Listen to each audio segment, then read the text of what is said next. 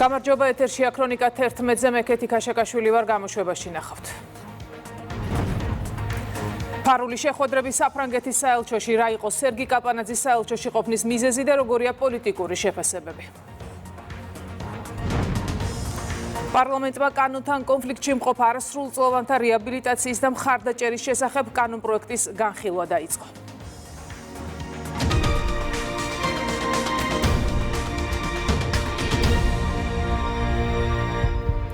პოლიტიკური დევნისთვის ფინანსური ბერკეტების გამოყენების კლასიკური მაგალითი და რეკეტი ბიძინა ივანიშვილის მიმართ პარტია ქართული ოცნების საპატიო თავმჯდომარის ადვოკატი ვრცელ წერილში დეტალურად საუბრობს სამართლებრივ დავაზე, რომელიც წლებია გრძელდება და რომელზეც საბოლოო გადაწყვეტილებას ბრიტანული სასამართლო რამდენიმე დღეში გამოიტანს. ადვოკატი აღნიშნავს, რომ მოსარჩელეს ყველა წინა პროცესი მოგებული აქვს. ბიძინა ივანიშვილის უფლებადამცველი ასევე დეტალურად საუბრობს 2008 წლიდან განვითარებულ მოვლენებზე. თეიმურაზ წიქვაძის თქმით, სწორედ ამ დროიდან დაიწყო უცხოური სპეცსამსახურების იგივე Deep State-ის მხრიდან ბიძინა ივანიშვილის პოლიტიკური დევნა.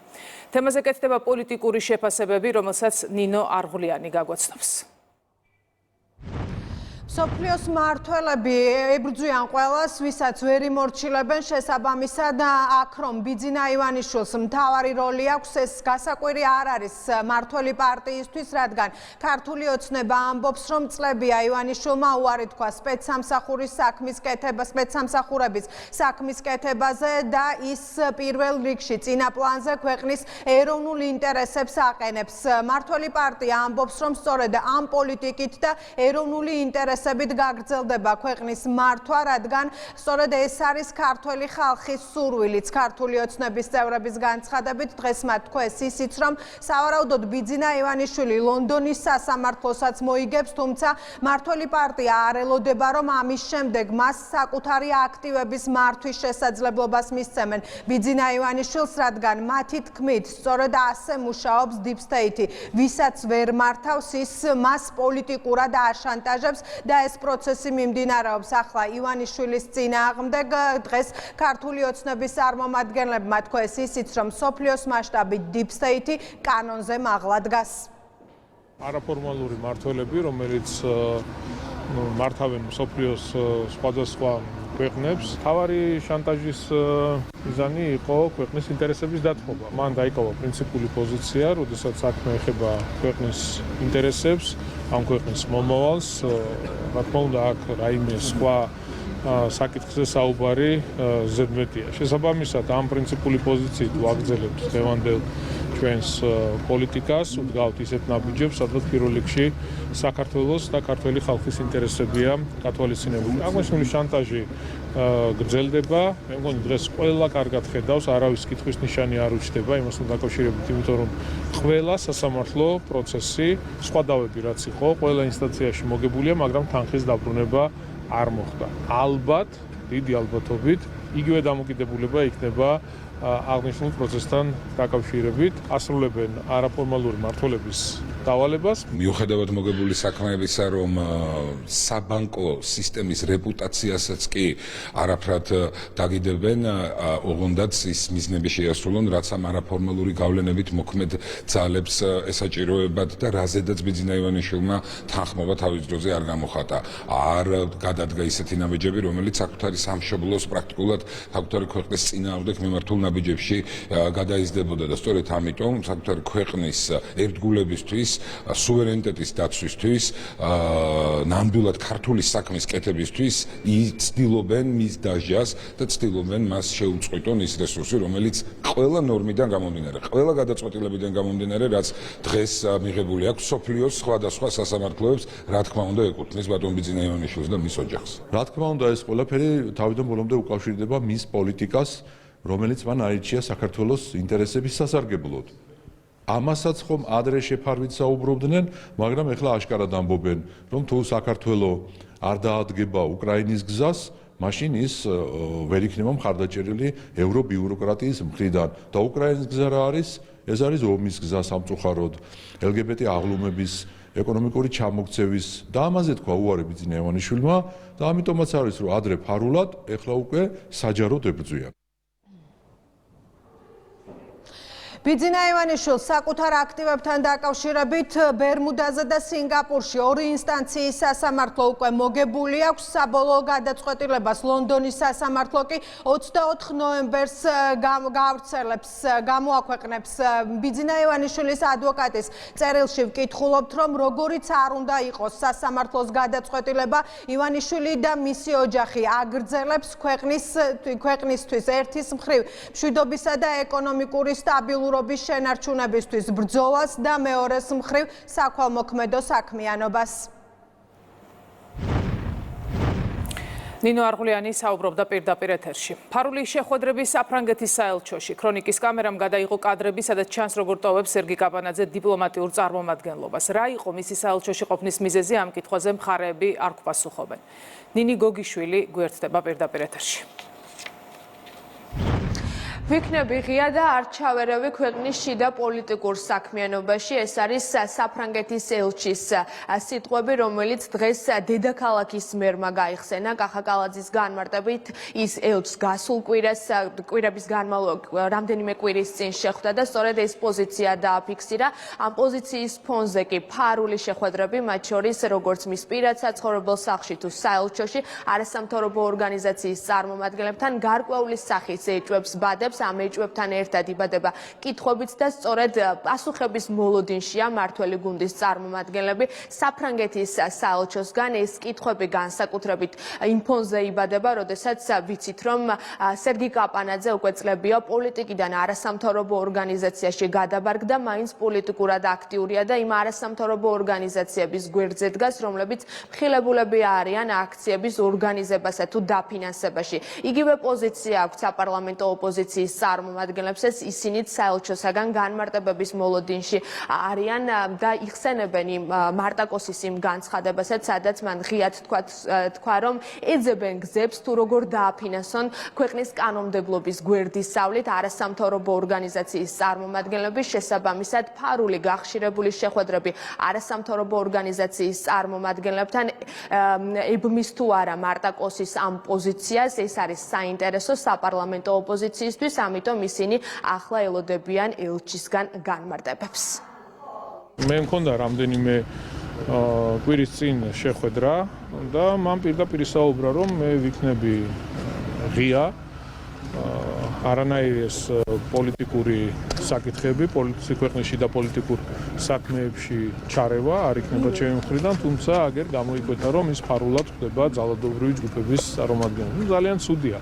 ძალიან ცუდია ეს ყველაფერი. არასამთავრობო ორგანიზაციაზე ეს შეიძლება კონდეთ საქმიანი ურთიერთობა, ან რაღაც ისეთი შეხვედრა, რომლის არ გასაჯაროება ეჭვს გამოიწვევს, რა თქმა უნდა. იმიტომ რომ არავითარი ფარული ურთიერთობა არ შეიძლება არასამთავრობო ორგანიზაციასა და ელჩს შორის არსებობის. როდესაც არც ერთი მხარე ამის შესახებ ინფორმაციის გაცემას არ აპირებს, რა თქმა უნდა, ეს არ არის სწორი მიმართულება და ეს არ არის სწორი ურთიერთობები. გასაჯაროება თვითონ მარტაკოსმა ეს იყო წარმოუდგენელი ფორმით გააკეთა ეს. ვეძებთ გზებს, როგორ ავუაროთ ქართულ კანონმდებლობას გვერდით და როგორ დავაფინანსოთ, თან გავავარმაგებთ ამ დაფინანსებას არასამთავრობო ორგანიზაციები ფარულად.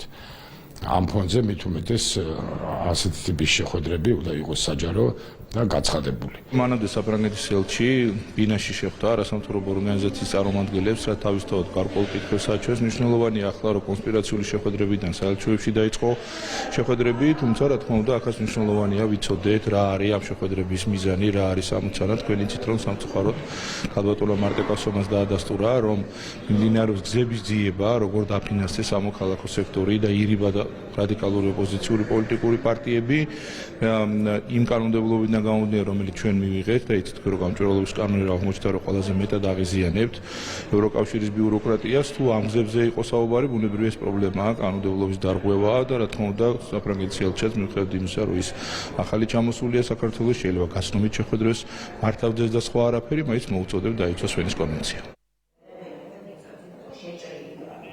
რატომ ხდება ფარულად საფრანგეთის ახლად დანიშნული ელჩი საქართველოში არასამთავრობო ორგანიზაციის წარმომადგენლებს, მათ შორის რა განიხილეს გუშინ შეხვედრაზე? ამ კითხვებით ჩვენ მივმართეთ როგორც სერგი კაპანაძეს, ისე საფრანგეთის საელჩოს ოლივიე კურტოს სახელზე, თუმცა ამ დრომდე კითხვებზე პასუხი არ მიგვიღია. მადლობა ნინი გოგიშვილს. პარლამენტმა კანონთან კონფლიქტში მყოფ არასრულწლოვანთა რეაბილიტაციის და მხარდაჭერის შესახებ კანონპროექტის განხილვა დაიწყო. ქართული კანონი გერმანული კანონის ანალოგი იქნება. მთავარი მიზანი კი ბავშვზე ზრუნვა და არა მათი დასჯა. კანონპროექტზე მსჯელობა განათლების, მეცნიერებისა და ახალგაზრდულ საქმეთა კომიტეტით დაიწყება. მაკუნა აბულაძეა თემით პირდაპირ ეთერში.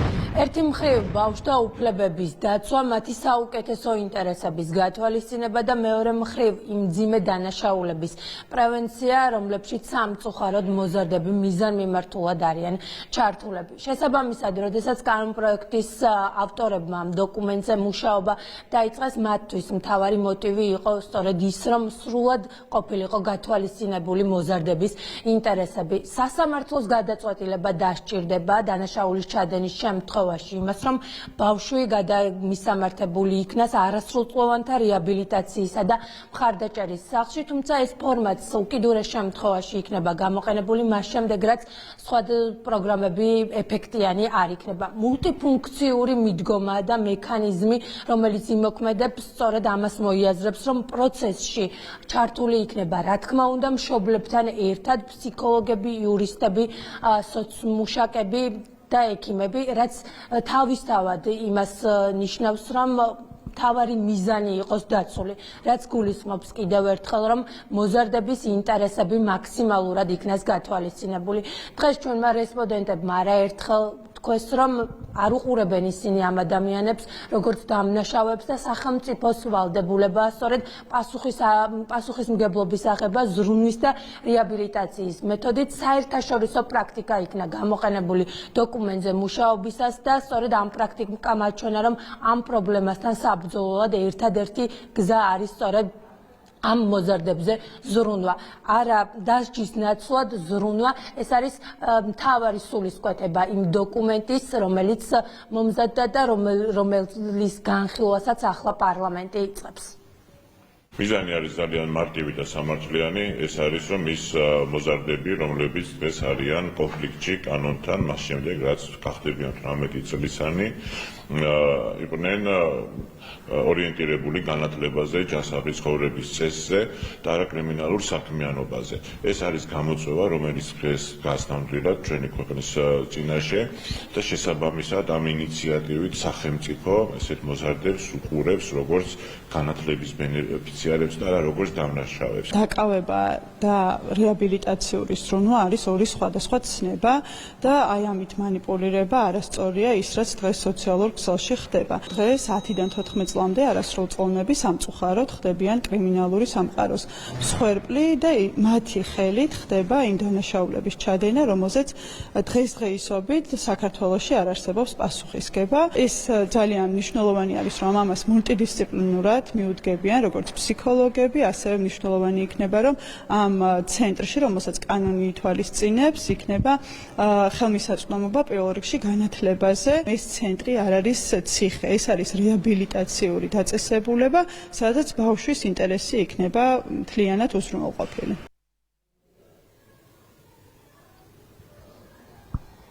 სპეკულაციების თავიდან ასარიდებლად დღეს კიდევ ერთხელ დაზუსტდა, რომ არავითარ შემთხვევაში არ ხდება მოზარდებისთვის თავისუფლების აღკვეთა ან სისხლის სამართლებრივი პასუხისმგებლობის დაკისრება, მათზე ხდება მხოლოდ ზრუნვა და რეაბილიტაცია.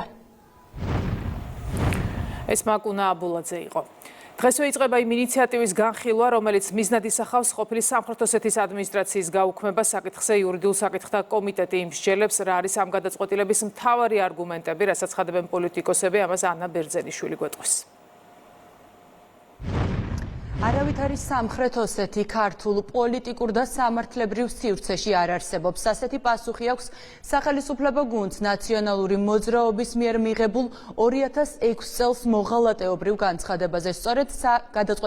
სწორედ სააკაშვილის რეჟიმის დროს მიღებული გადაწყვეტილების შემდეგ 2006 წელს ცხინვალის რეგიონში ჩატარდა არაკონსტიტუციური არჩევნები, რის შედეგადაც გამოცხადდა ეგრეთ წოდებული სამხრეთ ოსეთის პრეზიდენტი და შეიქმნა ეგრეთ წოდებული ალტერნატიული მთავრობა. სახელმწიფო გუნდის შეფასებით ამ პროცესებმა ირიბად შეუწყო ხელი სეპარატისტულ პროცესებს და სწორედ ნაციონალური მოძრაობის მიერ ამ გადადგმულმა ნაბიჯმა დააზიანა ქვეყნის ინტერესები.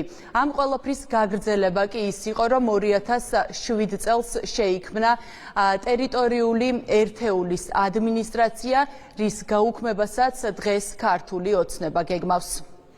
ის არჩევნები, რომელიც თავის დროზე ჩატარდა საქართველოში, კერძოდ ცხინვალის რეგიონში, იყო აბსოლუტურად მოღალატეობრივი, ანტისახელმწიფოებრივი გადაწყვეტილებით ნაკარნახევი. ამ ყველაფერმა შესაბამისი ესკალაცია უკვე მოგვიანებით 2008 წელს ომი და ის შედეგები გამოიწვია, რაც საზოგადოებას ძალიან მძიმედ ახსოვს და მძიმე ტვირთად აწევს დღესაც ჩვენს ქვეყანას. ამიტომ ეს სრულიად ანტიკონსტიტუციური ნაბიჯი სამხრეთ ოსეთის სახელის და მნიშვნელობის დაბრუნებისა ქართულ პოლიტიკურ მდგენელში, მაშინ როცა 90-იან წლებში უკვე პირველი პრეზიდენტის მიერ იყო გაუქმებული სამხრეთ ოსეთის ავტონომიური ოლქი, იყო სრულიად კონტრპროდუქტიული მეროვნული მიზნებისთვის და ამოცანებისთვის, რაც დამოუკიდებელ საქართველოს გააჩნია.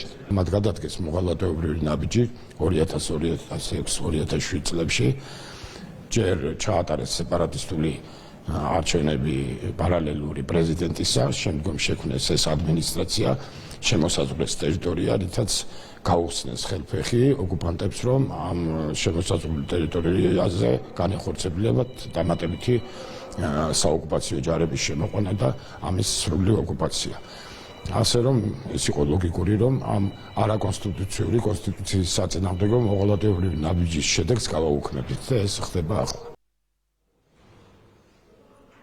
ყოფილი სამხრეთ ოსეთის ადმინისტრაციის გაუქმების თაობაზე იურიდიული კომიტეტი 12 საათზე იმსჯელებს. პირდაპირ ეთერში ანა ბერძენიშვილი საუბრობდა, ამ წუთებში კი პარლამენტის თავმჯდომარე პასუხობს მედიის კითხვებს. პირდაპირ ეთერში ვრთავთ შალვა პაპუაშვილს.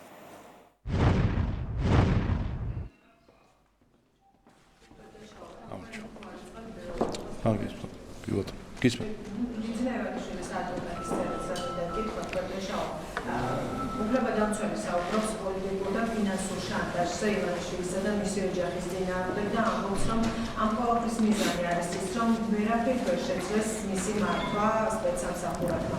რეალურად რას უკავშირებთ პროცესს, როდესაც მაგალითად რამდენიმე ინსტანცია მოგებულია და საკუთარ აქტივებზე წვდომა მაინც არ აქვს? ფიქრობ, გუშინ ბიძინა ივანიშვილის ადვოკატების განცხადებაში ყველაზე ზუსტი ტერმინი იყო გამოყენებული ავაზაკური რეკეტი. ზუსტად ავაზაკურ რეკეტთან გვაქვს ჩვენ საქმე, რასაც ვაკვირდებით აი ამდენი წლის განმავლობაში, მათ შორის ამ პროცესის გარშემო განვითარებულ მოვლენებთან დაკავშირებით. ფაქტია, ხომ, რომ იმდენად გავლენებს ექვემდებარება სხვადასხვა ინსტიტუტი სხვადასხვა ქვეყანაში, შეუძლიათ პირდაპირ ხელით მართონ ესა თუ ის საკითხი, ვის კონდეს დაშვება საკუთარ ანგარიშზე, ვისი ანგარიშიდან რა თანხა მოხსნან და ყაჩაღურად მიისაკუთრონ და ასე შემდეგ. ანუ ხელის გულზედებს სინამდვილეში, რომ ეს არის ჩვეულებრივი ავაზაკური რეკეტი, რომლის მიზანიც არის ზეწოლა ბიძინა ივანიშვილზე იმისთვის, რომ მან საკუთარი პოლიტიკური გავლენები გამოიყენოს ჩვენი ქვეყნის ინტერესების საწინააღმდეგო და ამ ცდილობებს ჩვენ დიდი ხანია ვაკვირდებოდით. მათ შორის მაშინ, როდესაც ის პოლიტიკიდან დისტანცირებული იყო, გახსოვთ ამერიკის შეერთებული შტატების მაშინდელი ელჩი, როგორ დაჟინებით ცდილობდა პოლიტიკაში არ მყოფ ბიძინა ივანიშვილთან შეხვედრას და საბოლოო ჯამში ზუსტად ესეც მიანიშნებს იმაზე, თუ რა ძალები არის ჩართული ამ პროცესზე გავლენის მოსახდენად. ბატონო შალვა, მე მინდა გითხრათ ჩვენს მიერ ყოფილ წერილთან დაკავშირებით, რომელიც არასაჯაროდ იპიპის წევრებმა ევროკომისიის პრეზიდენტს მიწერეს და ამ წერილში საუბარია, რომ საქართველო თითქოს გვერდსულის სანქციებს და რუსეთს ეხმარება. ამ მიმართულებით მანამდე ჩვენ ვნახეთ სტატია, რომელიც დაიწერა პირის მიერ, რომელიც კავშირშია ვიქტორ ყიფიანის ორგანიზაციასთან.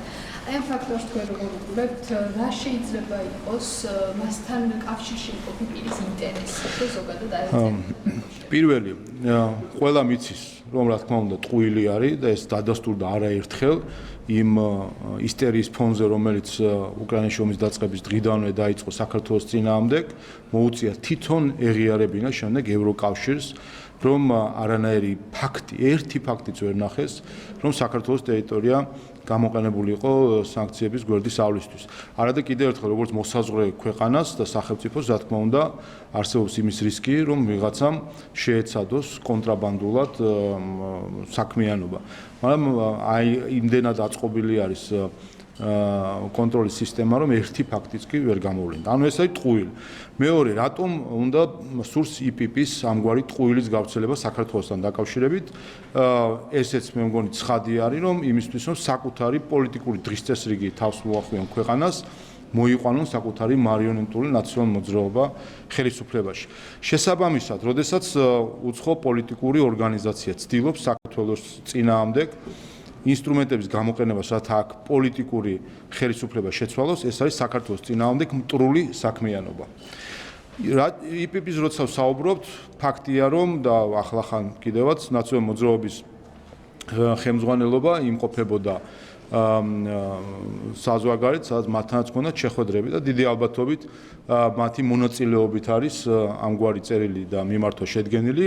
შესაბამისად, თუ კი ეს წერილი არის საქართველოს წინააღმდეგ მტრული საქმიანობა, გამოდის, რომ ნაციონალური მოძრაობის და ის ხალხი, ვინც ამას ჩართული იყვნენ, NGO-ები მათ შორის, რომელიც თავს იწონებენ, რომ საქართველოს წინააღმდეგ მუშაობენ, არის საქართველოს წინააღმდეგ მტრულ საქმიანობაში დახმარება.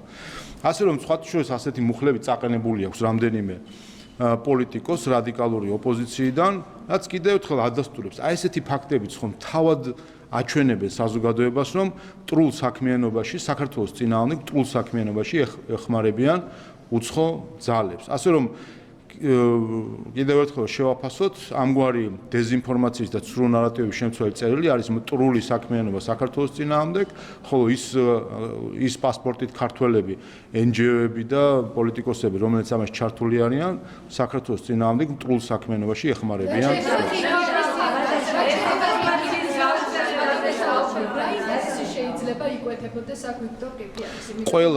ყველა ვინც ჩართული არის ამ დეზინფორმაციული ნარატივის შედგენაში და მათ შორის ეს ეხება GeoCase-ის ამ თანამშრომლებს, ვინც ამაში არიან ჩართულები, ყველა ჩართულია საქართველოს წინააღმდეგ მტრულ საქმიანობაში.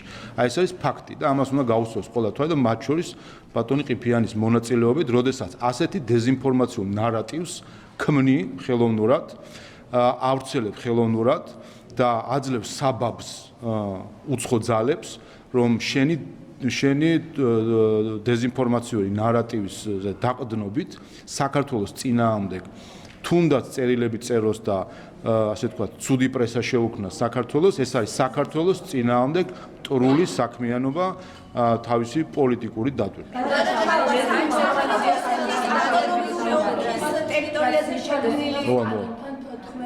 და კანონთან კონფლიქტში მყოფ 14 წლამდე მოზარდებს.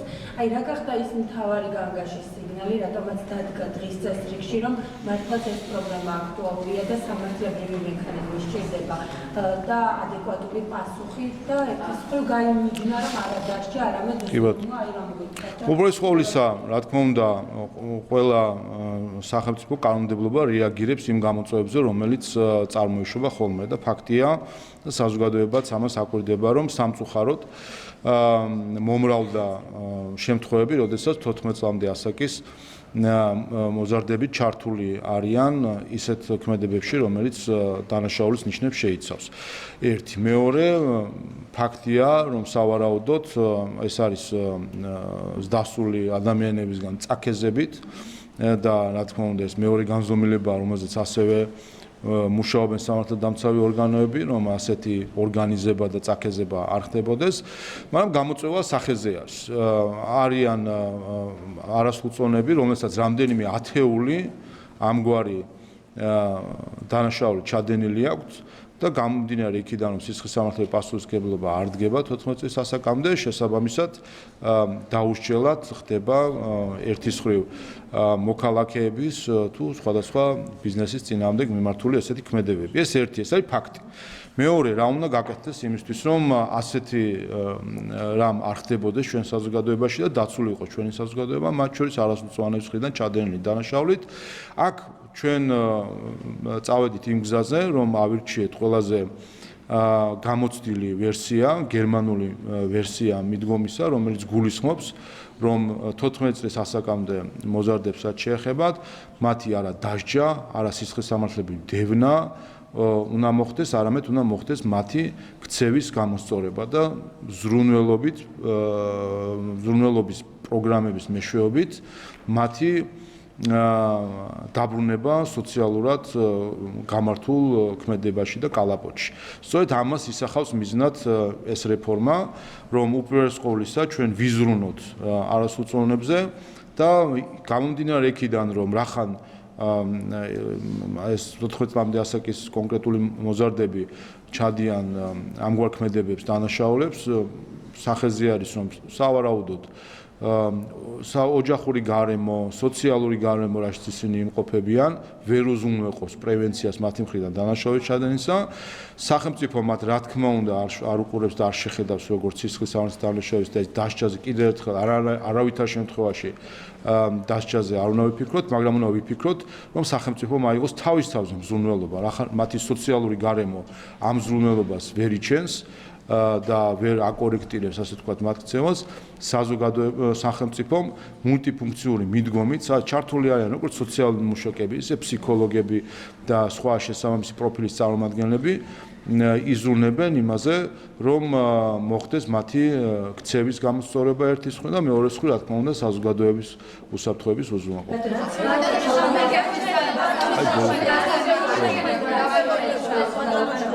კავშირებით აი რატომ დადგა ის წესრიგში აი ამ გადაწყვეტილების მიღებაც ხო, ნუ ეს ჩვენ არაერთხელ ავხსენით და კიდევ ერთხელ გავიმეორებ 2006 წელს მაშინდელი ხელისუფლება სააკაშვილის რეჟიმის ორგანიზებით, ხელშეწყობით ცხინვალის რეგიონში ჩატარდა ეგრეთ წოდებული ალტერნატიული სეპარატისტული არჩევნები, რაც თავისი არსით უკვე იყო არა მხოლოდ კონსტიტუციის დარღვევა, არამედ ეს იყო ღალატი ჩვენი ქვეყნის წინააღმდეგ, იმის გათვალისწინებით მათ შორის, რაც შემდეგ მოყვა ამ ყველაფერს. 2006-ში ჩატარდა უკანონო ანტიკონსტიტუციური სეპარატისტული არჩევნები სააკაშვილის რეჟიმის ორგანიზებით და ხელშეწყობით. 2007-ში ამ არჩევნების საფუძველზე შეიქმნა ყოფილი სამხრეთ ოსეთის ავტონომიური ოლქის ტერიტორიაზე ადმინისტრაცია. 2007 წელსვე აღდგა 1990 წლის ადმინისტრაციული საზღვრები, ამით შექმნეს ყველანაირი წინაპირობა მათ შორის სამართლებრივი მხრივ, იმით რომ ადმინისტრაციულ საზღვრები აღადგინეს და მეორე შექმნეს ის ესკალაციური გარემო, რამაც მიგვიყვანა 2008 წლის ომამდე. ასე რომ ეს არის ურთიერთდაკავშირებული ჯაჭვი ქმედებებისა, რომელიც დასრულდა 2008 წლის ომით, რამაც დამანგრეველი ეფექტი იქონია ჩვენი ქვეყნისთვის, მათ შორის ჩვენი ორი რეგიონის ოკუპაციის და რუსეთის მხრიდან ოკუპირებული ტერიტორიების დამოუკიდებლობის აღიარების სახით. აი ეს მოიტანა აი ამ ქარაფშუტულმა ქცევამ ნაციონალურ მოძრაობის კოკოითი ფანდარასტით რომ დადიოდნენ და სიმღერით და დოლით რო ეგონათ რომ ტერიტორიულ მთლიანობას აღადგენენ და ეს ხალხი დღეს კიდევ რო პოლიტიკაში არის, აი ესე ქარაფშუტობით ქვეყანა რომ ომში შეიყვანეს, ეს არის იმის დასტური თუ რასთან ქონდა ჩვენ საქმე სააკაშვილის რეჟიმის სახით. შესაბამისად, შემდეგ მათ შორის აქედან გამომდინარე ჩვენ რა თქმა უნდა მნიშვნელოვანი არის რომ ის რაც არის რაც ეწინააღმდეგება ჩვენს კონსტიტუციას და ეროვნულ ინტერესებს, ეს ჩვენ სამართლებრივ პოლიტიკურ ტერმინოლოგიურ სივრცეში არ დარჩეს და სწორედ ამას ემსახურება ეს გადაწყვეტილება. რა თქმა უნდა, თავად ამ ადმინისტრაციას, მის თანამშრომლებს, ხელმძღვანელობას წლების განმავლობაში ისინი კეთილსინდისიერად ემსახურებოდნენ თავის საქმეს და რა თქმა უნდა, ყველას მადლობა ეთქმის, ვინც ამ გარემოების, თავადაც ამ გარემოების გარკვეულწილად მძევალი იყო იმ მხრივ, რომ არაკონსტიტუციურად შექმნილი ორგანო იყო.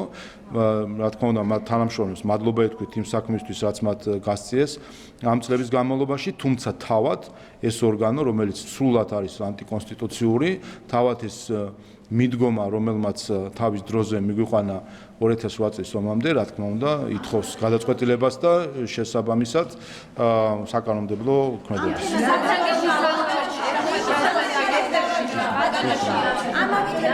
აი, აი იქით და მოვალ. ამ თემაზე ყველას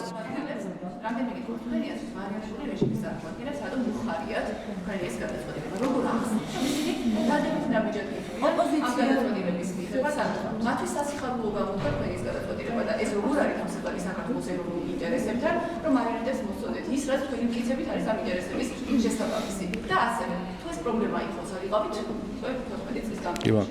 პირველი, ჩვენ მოქმედებთ ჩვენი ეროვნული ინტერესების შესაბამისად და ჩვენი გადაწყვეტილებები არ ემყრდნობა იმას, ვის მოეწონება, არ მოეწონება, გაუხარდება ან ეწყინება.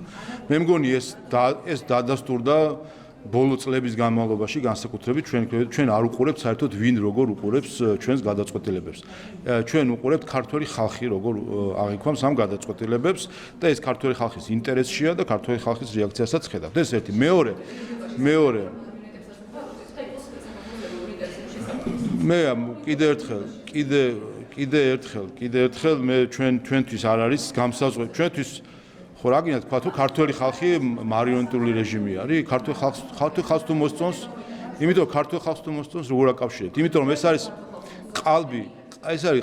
ყალბი შედარება ვინაიდან კიდევ ერთხელ ჩვენთვის საზომი არის არა ის სხვა რა სიტყვის ჩვენთვის საზომი არის ის ქართველი ხალხი რა სიტყვის და სწორედ ეს რეაქცია ქართველი ხალხისა ადასტურებს ჩვენი გადაწყვეტილების სისწრაფეს ერთი მეორე იკითხეთ რატომ აქამდე არა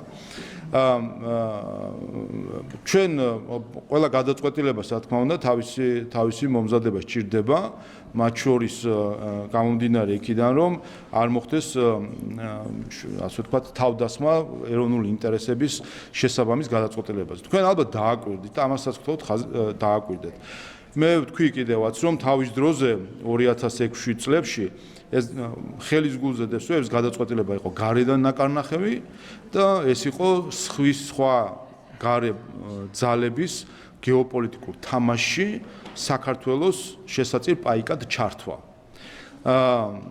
როდესაც ახლა ამ გადაწყვეტილებაზე გავაცხადეთ, თქვენ ალბათ დააკვირდით, რომ პოლიტიკოსების მხრიდან, პოლიტიკური პარტიების მხრიდან ამ გადაწყვეტილებასთან დაკავშირებით რაიმე უარყოფითი რეაქცია არ ყოფილა. მაგრამ ალბათ ასევე დააკვირდით, რომ ვინ გამოიყვანეს ამ გადაწყვეტილების წინააღმდეგ უცხოეთიდან დაქირავებული NGO-ები. პირველი, ვინც ამ გადაწყვეტილებას კრიტიკულად შეხედა და თქვა, რომ როგორც უკაცო ტერმინი როგორ შეიძლება ტერმინი სამხრეთ ოსეთი გავაკროთ ჩვენი სამართლებრივი სივრციდან, იყვნენ უცხოეთიდან დაქირავებული NGO-ები. და ესეც კიდევ ერთხელ ადასტურებს, რომ ეს პროექტი სრულად თავის დროზე იყო გარედან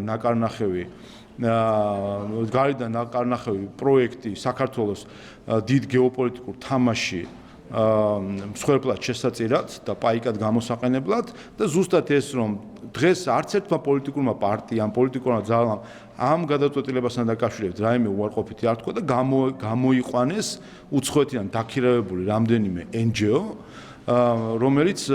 რომელსაც პირდაპირ საქართველოს ეროვნული ინტერესის წინააღმდეგ განცხადებები გააკეთებინეს.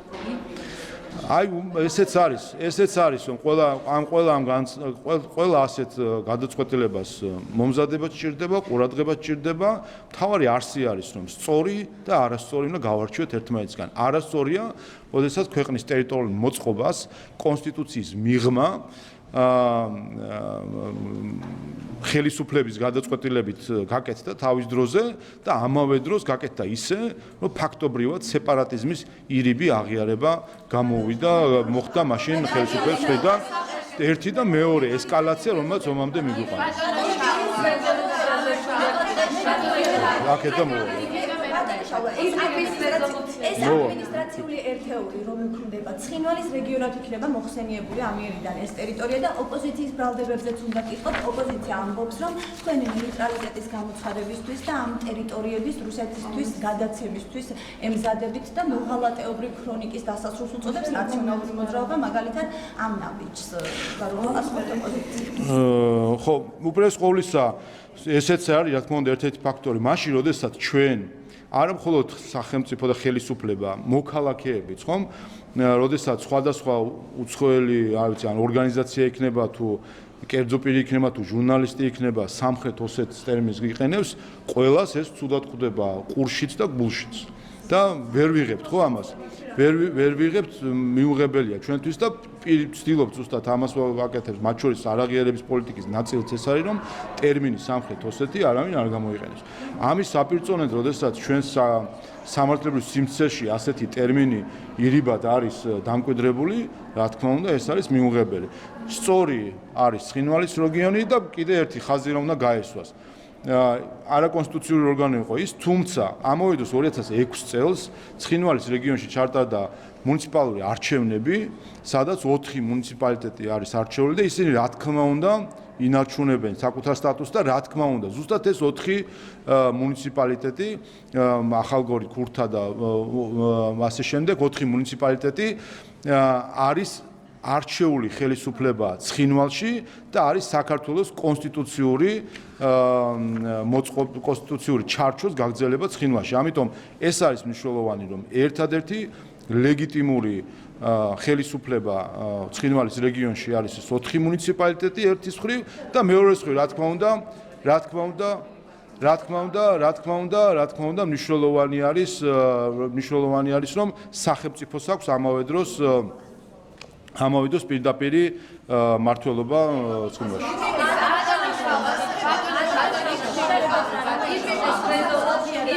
რეზოლუციასთან დაკავშირებით ნაციონალური მოძრაობის მორიგდენი საფრანგეთის შეხვედრასთან დაკავშირებით ჩვენი ინფორმაციით სერგი გაბანაძე შეხვდა საფრანგეთის არანაირი სახელი უყურეთ კიდე ერთხელ 90-იან წლებში თავის დროს გაუქმნა სამხრეთ ოსეთის ავტონომიური ოლქი და არანაირი რეგიონი იქ არ არსებობს და არანაირი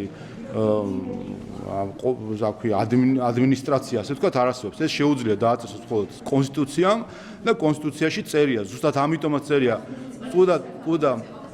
უყურეთ არა ის საერთო არც არის საერთო კიდევ ერთხელ ის არის მუნიციპალური დონე და რაც იყო შექმნილი ანტიკონსტიტუციური ორგანო ეს არის არაფერს არ აერთიანებს ცალკე როგორც ახლა ცენტრალური ხელისუფლება და მუნიციპალიტეტი ცალ-ცალკეა და არ არის წარმომადგენლობა ეს იყო მთელი ანტიკონსტიტუციურობა ეს იყო ზუსტად რომ შექმნეს როგორც არ ვიცი რეგიონიან წარმონაქმნი კონსტიტუციის მიღმა მაშინ როდესაც კონსტიტუცია ამბობს რომ საქართველოს რეგიონული მოწყობა განისაზღვრება მაშინ როდესაც აღდგება საქართველოს ტერიტორიული მთლიანობა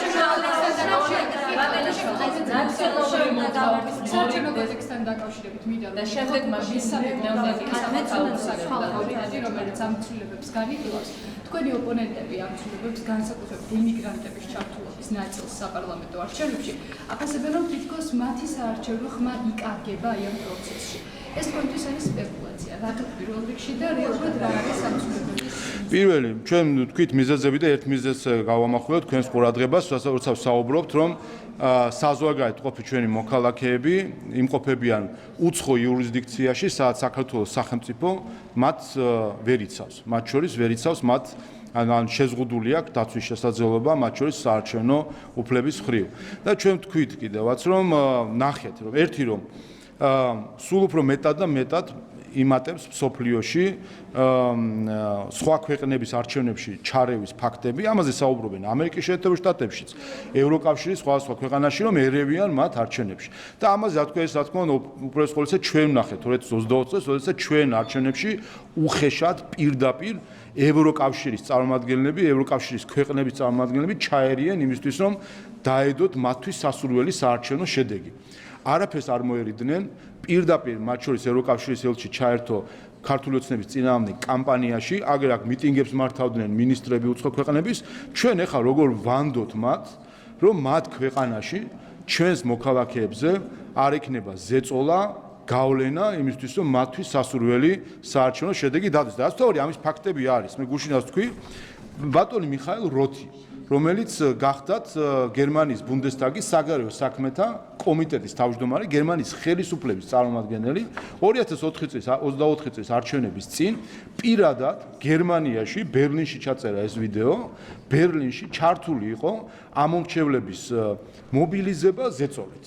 იმიტომ რომ აბა კაი დედმამიშვილი ხარ და გერმანიის ხელისუფლების წარმომადგენელი რო გეუბნება მოდი და ქართული ოცნების წინააღმდეგ მიეცი ხმა, კაი დედმამიშვილი ხარ, მე იქ ყოფი საქართველოს მოქალაქე და არ დაუჯერო გერმანიის ამ ხელისუფლების ამ წარმომადგენელს. ამ წარმომადგენელს არ დაუჯეროს და გაჩვენებთ როგორც ხდებოდა ეს ყველაფერი. შემდეგ ჩართული ყავდათ მათ შორის საქართველოს მოქალაქეებივე, ნაციონალ მოძრაობის აქტივისტები და ასე შემდეგ, დიასპორა, პირდაპირ დიასპორა დააპირისპირეს დიასპორას და ჩვენ ნახეთ ფაქტები ამერიკის შეერთებულ შტატებში, გერმანიაში, სხვა ქვეყნებში, სადაც დიასპორისვე წარმომადგენლები ემუქრებოდნენ მათ, ვინც ქართული ოცნების მხარდამჭერი იყო, ემუქრებოდნენ, რომ ისინი მათ ჩაუშვებდნენ სახელმწიფო დეპარტამენტში თუ სხვა უწყებებში ევროკავშირის სხვა ქვეყანაში, რომ მათი დეპორტაციისთვის და ერთ-ერთი ასეთი მათ შორის ესეთი საჯარო განცხადებაც იყო, სადაც ნახეთ, რომ ერთ-ერთი ქართველი იმუქრება, რომ მოკლედ ვიღაც აითვალწუნა როგორც ჩანს ქართული ოცნების ამომრჩეველი და იმუქრება, რომ არჩევნები ჩაივლის და ამ ადამიანზეც, არ ვიტყვი ხა სახელდაგვარს, ინფორმაცია მიეწოდება ყველას, მათ შორის გერმანიის მთავრობას. აი ასეთი მდგომარეობა ვითარება იყო 2024 წლის არჩევნების წინ, როდესაც მათ შორის დიასპორის წარმომადგენლები ზოგიერთი ნაწილი გადაკიდეს, წააქეზეს საკუთარივე თანამემამულეების წინააღმდეგ, რომ შავი სიები შეედგინათ და სახელმწიფო დეპარტამენტებში თუ საგარეო საქმეთა სამინისტროებში შავი სიები გაეგზავნათ იმ ქართველებთან დაკავშირებით, რომელზეც შეიძლება შემდეგ რაიმე ხინჯი მოენახათ მათი ყოფნის სამართლებრივ სტატუსთან დაკავშირებით და დეპორტაცია მოეხდინათ. აი ამისგან დასაცავად არის მათ შორის ეს რეგულაციები და კიდევ ერთხელ მინდა მე დიასპორას მიმართო, რომ მათ შორის აი ეს რომ არ მოხდეს, რომ არ იყოს განხეთქილების ჩამოგდების სურვილი უცხო ქვეყნებში შიგნით ხელისუფლებების თუ სპეცსამსახურების მხრიდან, იმისთვის რომ ისინი გამოიყენონ იარაღად საკუთარი სამშობლოს წინააღმდეგ, იმისთვის რომ დააპირისპირონ დიასპორა დიასპორასთან, იმისთვის რომ გახლიჩონ ჩვენი თანამემამულეები საზოგადოებად, აი ამისგან მათ ვერ იცავს, ვერ დაიცავს და როგორც ხედავდი ჩვენ თვალი დაუხუჭეს მაშინ გერმანიის ხელისუფლებამ თვალი დაუხუჭა აი ამ პირდაპირ ჩარევას არჩევნებში, ხო რეაქცია ხო არაფერი არ ყოფილა, თვალი ჩაუხუჭა გერმანიის ხელისუფლებამ ასევე თვალი დაუხუჭა პირდაპირ მუქარას ამომრჩევლებზე ზეწოლას. ჩვენ მოკლებული ვართ შესაძლებლობას რომ ეფექტიანი ინსტრუმენტები გქონდეს უცხო ქვეყნებში, ამიტომ იმისათვის რომ მათ შორის დიასპორა იყოს დაცული წნეხისგან, ზეწოლისგან, ვინაიდან ისინი სულ უფრო მეტად და მეტად გახდებიან სამიზნე უცხო ძალებისა, რომ ისინი მათი გამოყენებით საქართველოში პოლიტიკური მათ მიმართ ამ უცხო ძალების მიმართ ლოიალური და დაქვემდებარებული პოლიტიკური ძალები მოიყენოს ზუსტად ამ წნეხის გამოსარიცხად შემოგვაქვს წესი, რომელიც მოქმედებს ზუსტად იმ ქვეყნებში სხვათა შორის, სადაც ყავთ ძლიერი დიასპორა, სომხეთი, ისრაელი, ირლანდია, მალტა, ზუსტად ის ქვეყნებია, რომელს დიასპორა მათ შორის იმ ქვეყნების განვითარებაში წვლით შეაქვს, კონტაქტსაც არ კარგავენ, მაგრამ ზუსტად ასე იცავს სომხეთი, ირლანდიაც, ისრაელიც, მათ შორის თავის დიასპორის წარმომადგენლებს იცავს საზღვარგარეთ, რომ ისინი არ გამოიყენონ შემდეგ იარაღად საკუთარი ქვეყნის წინააღმდეგ და არ ჩართონ პოლიტიკურ დღის წესრიგში უცხო ძალებს. ამიტომ კიდევ ერთხელ ეს ცვლილებები ემსახურება მათ შორის დიასპორის უფლებების დაცვას და მათგან წნეხის მოხსნას.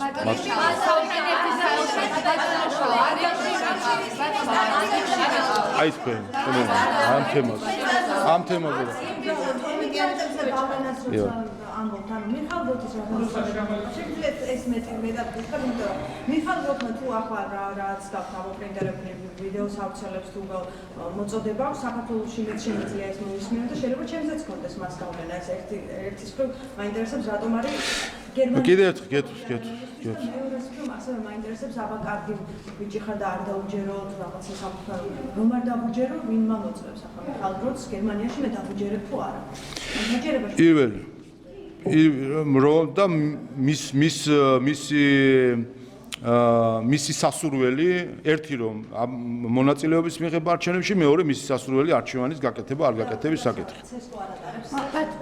კი ბატონო ატარებს მაგრამ რა ვიცით რა ზაგავლენის ბერკეტი აქვს ამ ადამიანებს და თავად ეს ფაქტი თავად იქ შედეგი ვინ როგორ მივა და იქ როგორ გადაწყვეტ სხვა საკითხია თუმცა ის უმკვე ცდილობენ ზეწოლას და წნეხს ეს ფაქტია და კიდე ერთხელ არის ქვეყნის შიგნით საქართველოს კანონმდებლობა მათ შორის ითვალისწინებს ამორჩეულს ზეგავლენას დასჯას ამორჩეულის მოსყიდვას და ასე შემდეგ ამას ყველაფერს ითვალისწინებს და საქართველოს სახელმწიფო პასუხისმგებელი არის რომ უზრუნველყოს საკუთარი მოქალაქეების დაცვა ჩარევისგან გერმანიაში პირდაპირ მუქარა იყო მათ შორის ქართველი სხვა ემიგრანტის მხრიდან რომ აი ხა ეს არჩევნები ჩაივლის და მათ შორის ამ ადამიანზე ინფორმაცია მიეწოდება ყველას, მათ შორის გერმანიის მთავრობას.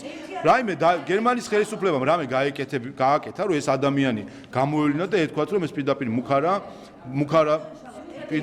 ყოფილიყო. რაც შეეხება თავად ფაქტს კიდევ ერთხელ გითხრათ, მიხაილ როთმა 2024 წლის არჩევნების წინ ჩაწერა ვიდეო მიმართვა და მათ შორის მოუწოდებდა საქართველოს მოქალაქეებს გერმანიაში და სხვაგანაც მოუწოდებდა რომ როგორ უნდა დარეგისტრირებულიყვნენ მოუწოდებდა რომ ხელისუფლების წინააღმდეგ მიეცათ ხმა და ამას აკეთებს ერთ-ერთი უმაღლესი თანამდებობის პირი პარლამენტის საგარეო საქმეთა კომიტეტის თავმჯდომარე სახელისუფლებო პარტიის წევრი მიხაილ როთი იმ დროს და რა თქმა უნდა როდესაც ადამიანებს შეიძლება მათ შორის გერმანიაში თუ სხვა ქვეყნებში სხვა პირებისგან ზეწოლის შემთხვევაში როდესაც შეიძლება ადამიანს თვითონაც ეჭვიეპარებოდეს რომ ან მქონდეს შიში იმის რომ შეიძლება მოუძებნონ რაიმე საბაბი იმისთვის რომ მისი სამართლების სტატუსი კითხვის ნიშნის ქვეშ დააყენონ რა თქმა უნდა როდესაც ხედავს რომ ხელისუფლების უმაღლესი წარმომადგენელი პირდაპირ ეუბნება რომ აბა ქართველებო გერმანიაში ეხა დაეწყვეთ დარეგისტრირდით და ოცნების წინააღმდეგ მიეცით ხმა მიანე ხმა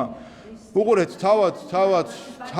თავად ეს ფაქტი თავად დაზაფრვა ვიღაცას მე მოატყუებენ რომ შეგვიძლია გავაკონტროლოთ ვიღაცა დაიჯერებს ვიღაცა არ დაიჯერებს მაგრამ ეს რომ რა მეიტებს ხო თქვენ ხო საქართველოს მოქალაქე ხართ აი საქართველოს მოქალაქე თქვენ ეს საერთოდ რაიმეში ჯდება რომ უცხო ქვეყნა არ მოგწონთ ეგ მაინც მითხარით რომ არ მოგწონთ მოდი აბა თქვი მოდი დაგმეთ კარგი დაგმეთ მოგწონთ როგორც ჟურნალისტი ხარ კაცო ეს ამბავი უნდა ისედაც უნდა იცოდეთ ნახით მიხაილ როტის ტვიტი 2024 წლის 1 ოქტომბრის ტვიტი გადაამოწმეთ და ნახავთ ყველა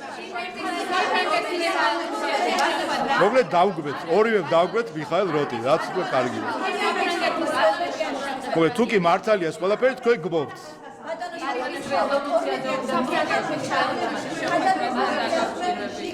რა თქმა უნდა უყურეთ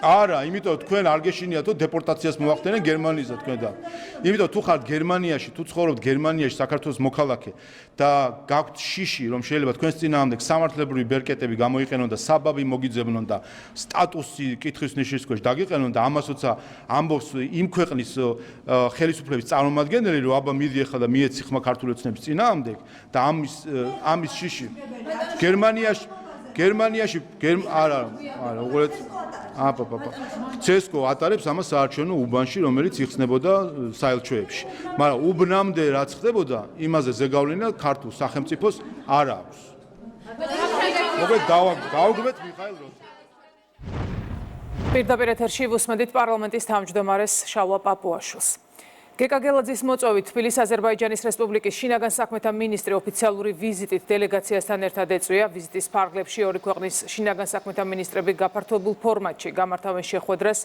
და ხელს მოაწერენ შეთანხმებას რომელიც საქართველოსა და აზერბაიჯანის რესპუბლიკას შორის სამართალდაცვით სფეროში თანამშრომლობის გაღრმავებას შეუწყობს ხელს აზერბაიჯანის რესპუბლიკის შინაგან საქმეთა მინისტრი დელეგაციასთან ერთად ასევე ეწვევა შინაგან საქმეთა სამინისტროს საპოლიციო დანაყოფებს და მათ საქმიანობას გაეცნობა ორი ქვეყნის მინისტრებმა შინაგან საქმეთა სამინისტროს ტერიტორიაზე მდებარე სამსახურებრივი მოვალეობის შესრულების დროს დაღუპული პოლიციელების მემორიალი გვირგვინით შეამკეს შესრულდა საქართველოს და აზერბაიჯანის სახელმწიფო ჰიმნები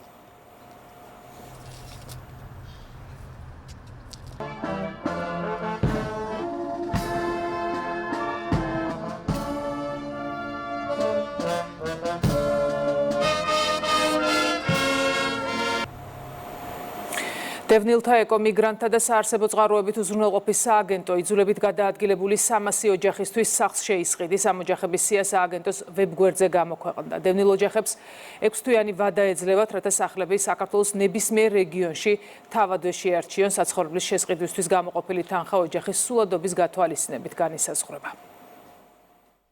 მივიღეთ გადაწყვეტილება, რომ კიდევ 300 დევნილ ოჯახს მივცეთ სოფლად სახლი. საკმაოდ აქტიურია ეს პროგრამა. წელს მაქსიმუმზე ვართ ასულები ამ მიმართულებით. 2300 ოჯახს უკვე გაუფორმდა და გადაეცა სახლი სოფლად. მიზანთან დაგვაახლოვებს ჩვენ, რომ ყოველ ოჯახს კონდეს საკუთარი ბინა თუ სახლი. და ამ მიმართულებით იცით, რომ უამრავი პროექტი ამოქმედებულია, საკმაოდ აქტიურად მუშაობს. მორიგი ეტაპი დაასრულა სააგენტომ შესყიდვის პროგრამის ფარგლებში დევნილების საკითხების განხილვის. დღეს გამოქვეყნდა სია იმ 300 დევნილი ოჯახის, რომელსაც შეუსყიდით ამ პროგრამის ფარგლებში საცხოვრებელ სახლებს. ეს საცხოვრებელი სახლები უნდა მოიძიონ დევნილმა ოჯახებმა და წარმოადგინონ სააგენტოში და წარმოადგენის შემდეგ სააგენტო იმ ფასის ლიმიტის ფარგლებში, რაც განსაზღვრულია ოჯახებზე კომისიის მიერ, მოახდენს შესყიდვას და ეს საცხოვრებელი სახლი დარეგისტრირდება ჩვენი დევნილი ოჯახების ყველა წევრის კერძო საკუთრებაში. განათლების მინისტრმა სან-დიეგოს სახელმწიფო უნივერსიტეტის მრჩეველთა საბჭოს შეხვედრაში მიიღო მონაწილეობა. შეხვედრას სან-დიეგოს სახელმწიფო უნივერსიტეტის პრეზიდენტი და აკადემიური დელეგაცია ესწრებოდა.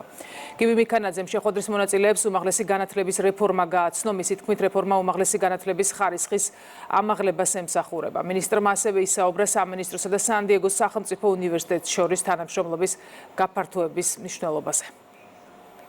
ჩვენთვის არის მნიშვნელოვანი სან-დიეგოს უნივერსიტეტთან საომავლო პარტნიორული ურთიერთობა და ამ რეფორმის ფარგლებში როგორი საბოლოო გადაწყვეტილებაც არ უნდა იყოს კონცეფციაზე მიღებული, ეს არანაირ გავლენას არ მოახდენს, პირიქით თუ არა რომ გააუმჯობესებს იმ პარტნიორულ ურთიერთობებს და ხარისხზე ორიენტირებულ პროცესს, რომელიც უმაღლეს სწავლებასთან არის დაკავშირებული. ფუნდამენტი, რაც შეიქმნა ამ პროგრამების განვითარებისთვის, ეს ბუნებრივია იყო უაღრესად დიდი გამოცდილება, რაც გამოიხატებოდა როგორც კოლეგებთან ერთად მუშაობაში, ასევე იმ გამოცდილების მიღებაში, რაც წარმოადგენს თვითონ სან-დიეგოს სახელმწიფო უნივერსიტეტში, როგორც ვიზიტების მხრივ, ისე ერთად მუშაობის და პროგრამების შემუშავების მხრივ. სამგორის რაიონში უძოს ქუჩაზე ფერდის გამაგრების სამუშაოები მიმდინარეობს 5100 კვადრატულ მეტრ ფართობზე. ფერდის დამცავი ბადე ეწყობა. პროექტისთვის ადგილობრივი ბიუჯეტიდან 421.000 ლარი გამოიყო. აღნიშნული ფერდი წარმოადგენდა საფრთხეს ფერდის ქვემოთ მცხოვრები ოჯახებისთვის და ასევე ზემოთ მცხოვრები ადამიანებისთვისაც. დაიწყეთ გამაგრებითი სამუშაოები, ხდება აღნიშნული ფერდის დატერასება, რაც მთლიანად მოხსნის საფრთხეს, გამაგრებითი სამუშაოები. დეკემბერში უნდა დავასრულოთ მთლიანად პროექტის განხორციელება. და აღნიშნული მონაკვეთი იქნება აბსოლუტურად უსაფრთხო. ამთას პრობლემა შეექმნა წინა წლის უხვი ნალექის შედეგად, ის შემდეგაც ჩატარდა კვლევები, შედგა პროექტი და დღეს პროექტი უკვე დასასრულზე არის. 15 დეკემბრისთვის იგეგმება პროექტის დასასრული, პროექტის ღირებულება 9 მილიონ ლარამდე არის და ყველაზე მნიშვნელოვანი ის არის, რომ ამ დასახლებას მოეხსნა ძალიან დიდი პრობლემა, ის საშიშროება ამ მთის ჩამონგრევის და ჩამოშლის. გარემოს დაცვისა და სოფლის მეურნეობის სამინისტროს მხარდაჭერით და სოფლის განვითარების სააგენტოს ორგანიზებით ჩიკაგოში საერთაშორისო გამოფენაზე 6-მა ქართულმა კომპანიამ დამთვალიერებელ საკუთარი წარმოების აგროსასურსათო პროდუქცია გააცნო. გამოფენაში ადგილობრივი და საერთაშორისო კომპანიები მონაწილეობდნენ. მსგავსი მასშტაბის გამოფენებში მონაწილეობის ფარგლებში მწარმოებლებს საშუალება ეძლევათ დაამყარონ ახალი კონტაქტები და გაზარდონ საექსპორტო შესაძლებლობები. ამერიკაში უკვე მეოთხე წელია, რაც ვიღებთ მონაწილეობას ამ გამოფენაში. საინტერესო შედეგები გქონდა წინა წლებში, წელსაც ვფიქრობთ, რომ კარგი შედეგებით დაბრუნდება აღნიშნული გამოფენიდან ქართული კომპანიები. წარმოდგენილია 6 კომპანია. მათი ჩიკაგოში ყოფნის მიზანია გაიზარდოს ქართული სასოფლო პროდუქციის ექსპორტი ამერიკის შეერთებულ შტატებში. სოფლის მეურნეობის სამინისტრო კომპანიებს ხარდაჭერას უწევს, რომ მიიღონ მონაწილეობა გამოფენაში. ამერიკის ბაზარი ძალიან მნიშვნელოვანია ჩვენი კომპანიისთვის. ექსპორტის მნიშვნელოვანი ნაწილი შეადგენს 40%-მდე შეადგენს დაახლოებით. ამერიკა და ესეთი შოუები ყოველთვის შედეგს იძლევა. პირველად ვნახე ქართული პროდუქციის ნაირსახეობა, წვენები, კონცენტრატები, ხილფაფები, რაც მნიშვნელოვანია ჩვენი საქმიანობისთვის, რადგან ჩვენ ვაწვდით პროდუქციას ცნობილ კომპანიებს. ქართველებს გაქვთ ბევრი შეთავაზება, განსაკუთრებით ხილის მიმართულებით და ნამდვილად კარგი შესაძლებლობაა თქვენთვის. თბილისში UEFA Grow სტრატეგიული სესია გაიმართა, რომელსაც ფეხბურთის ფედერაციის პრეზიდენტი ლევან კობიაშვილი ხელმძღვანელობდა. კობიაშვილმა UEFA-ს წარმომადგენლებს საჩუქრად საქართველოს ნაკრების ფორმები გადასცა. განიხილეს ფინანსური და ინფრასტრუქტურის საკითხები. საუბრის თემა ასევე იყო სტრატეგიული განვითარების ახალი გეგმის შექმნა, რომელიც 2026-2030 წლების პერიოდზე იქნება გათვლილი. ძალიან მნიშვნელოვანია, რომ თავსებადება მოხდეს სახელმწიფო სტრუქტურებთან, ის ხარდაჭერა, რომელიც ქვეყნის მთავრობიდან გვაქვს, ჩვენ აგრეთვე UEFA-დან შესრულდეს მომდევნო წლებში და 26 და 30 წლამდე შემუშავებული სტრატეგიული გეგმაც ისეთივე წარმატებული იყოს, როგორც წინა წლებში ჰქონდა. ევროპის ჩემპიონატზე საქართველოს ნაკრების წარმატებული ასპარეზობა აჩვენებს თუ რამდენად ვითარდება ქართული ფეხბურთი. ერთად ვიხილეთ ძველი სტრატეგიის შედეგები, რომელიც თქვენი ქვეყნის ფეხბურთის ფედერაციის სწორი მენეჯმენტის შედეგად განხორციელდა. ამჟამად კი მიღებული გამოცდილების გამოყენებით ახალი გეგმის შემუშავებაზე ვმუშაობთ. სპორტის მინისტრმა შალა გოგოლაძემ იაპონიის რაგბის კავშირის დირექტორთა საბჭოს წევრს მარკ იგანს სპორტის რაინდის წოდება მიანიჭა. ამ ფორმით მინისტრმა იგანს მსოფლიო რაგბის მაღალი მიღწევების დეპარტამენტის ხელმძღვანელის პოზიციაზე მუშაობისას ქართული რაგბის განვითარებაში შეტანილი წვლილისთვის მადლობა გადაუხადა. შეგახსენებთ, რომ ხვალ საქართველოსა და იაპონიის მორაგბეთა ნაკრები გუნდები ითამაშებენ, რომლის პირდაპირ რეპორტაჟს ტელეკომპანია იმედი 16 საათიდან შემოგთავაზებთ.